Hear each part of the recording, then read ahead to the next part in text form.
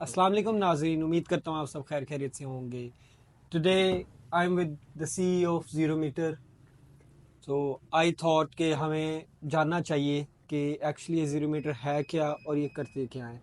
तो क्यों ना इन ज़ीरो मीटर के सीईओ मिस्टर यासीन असलम से ही पूछा जाए। So mister Yasin Aslam, tell me about the activities here at Zero Meter. पहली बात तो अगर आप सोच रहे हैं कि भाई को मैं रेंट पे लेके आया हूं, तो रेंट पे लेके आया हूँ। सवाल ये लिखे हुए हैं। अच्छा। हाँ यार, जीरो मीटर में ना हमारे पास इन हाउस डिटेलिंग है, कार केयर प्रोडक्ट्स हैं, इस तरह के कई कार केयर प्रोडक्ट्स हैं, और गाड़ियों का जापानीज कार्स का इंपोर्ट, और रेगुलर जो हमारी लोकल कार हैं वो आउट ऑफ द मार्केट गाड़ी का काम भी करते हैं। कार सेल परचेज है, कार फाइनेंस है, इस तरह की चीज़ें हम करते हैं। It's all about car car oriented company.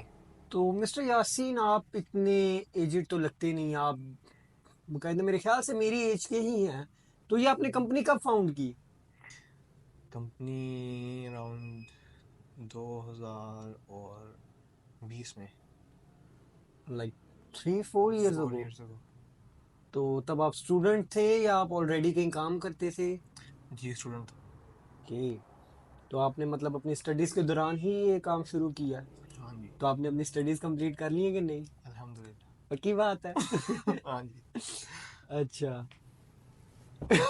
Actually ना मैंने ना प्रैक्टिस नहीं की हुई, तो मैं यूं होके सवाल देख रहा हूँ, मुझे ना इनकी हैंडराइटिंग नहीं समझ आ रही। तो हम ना चले नेचुरल रखते हैं। अच्छा मुझे बताएं, ये आपकी कार के प्रोडक्ट्स की लाइन है या आपने मेरे ख्याल से रिसेंटली अभी लॉन्च की है? पहले भी लॉन्च की थी और अभी रिसेंटली दोबारा रीडिज़ाइन की है। तो ये है quick detailer all purpose cleaner, देख सकते हैं। तो क्यों ना आप हमें इसके बारे में बताएं, ये एक्चुअली है क्या चीज़, कहाँ ये यूज़ होती है? हाँ, इसके बारे में फ़िलहाल अभी ये प्रॉपरली लॉन्च नहीं किए गए। अभी ये स्टिल इन डेवलपमेंट है, इनके ज़रा शूट्स वगैरह चल रहे हैं। तो एक दफ़ा जब ये कंप्लीट हो जाएगा तो इंशाल्लाह तब हम इसको मज़ीद डिटेल में देखेंगे। तो अभी वैसे कोई एक ओवरव्यू दे दें कि एक्चुअली है क्या चीज़, क्या एक्सपेक्ट ये करे आवाम इस चीज़ से? अवाम एक्सपेक्ट करे कि जी पाकिस्तान में एक तो formulated in Germany, package in Pakistan.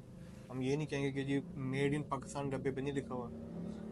All दो इट इज़ द जो केमिकल इसके अंदर है, जो लिक्विड है वो है तो जर्मन, लेकिन पैकेज वो पाकिस्तान में है, इसकी हर चीज़ पाकिस्तान में बनी है। ये बहुत ही प्रीमियम एक प्रोडक्ट है, और ये हाई एंड कार्स के यूज़र्स के लिए, यानी मार्केट हमारी नीश छोटी है, it's not for the messes, लेकिन हमने खुद ही टारगेट भी उनको किया है। ये अच्छा, तो ये हम सोच सकते हैं स्पेशली फॉर कार इंथुजियस्ट के लिए ही ये चीज़ बनी है, जी जी। और अगर चाहे तो हर कोई इसकी तरफ आ सकता है।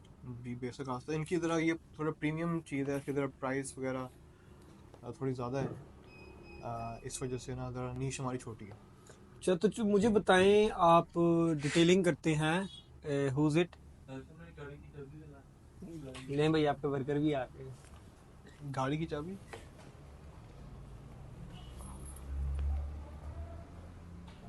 आज ही आज अब क्या हो सकता है। ब्लूपर में डाल लेंगे। हाँ जी।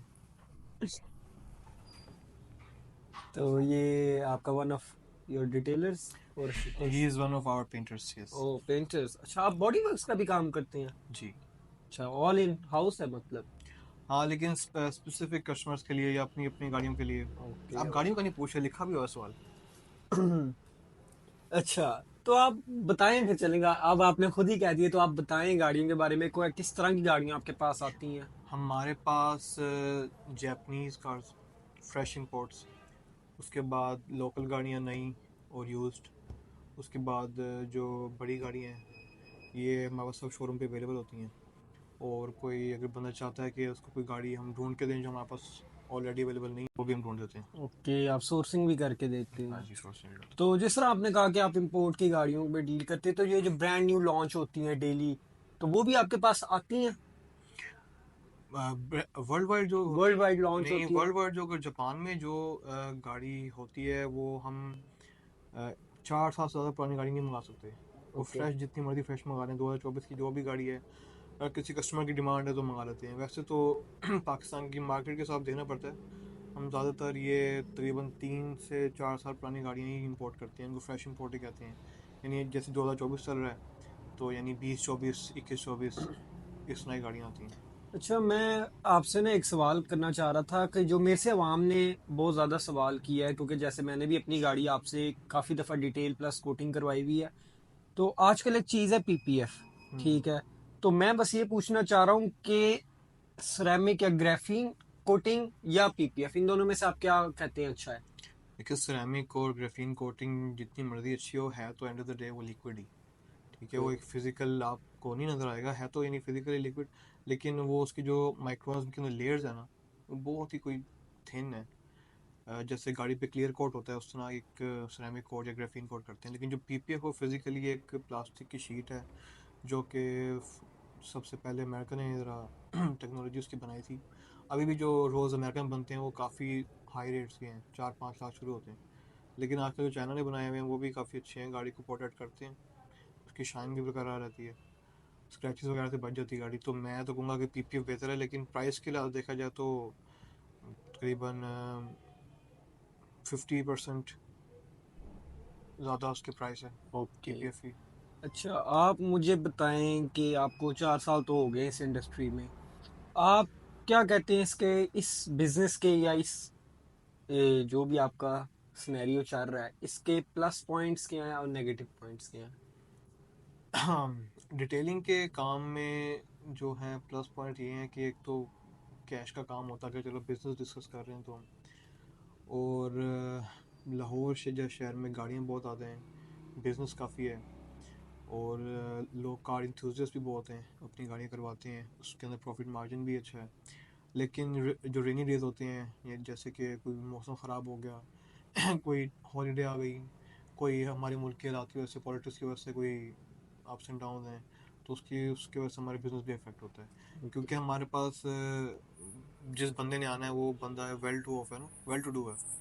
तो अगर उस बंदे के साथ ही कोई उनके हालात आजकल सही नहीं है तो वो फिर इसको प्रायोरिटी कम देंगे, क्योंकि ये कि शशके वाला काम है। हर बंदा अपनी सारी घर की ज़रूरत पूरी करके फिर सोचता है कि चलो अभी ये एक्स्ट्रा काम करवा लें। हम्म।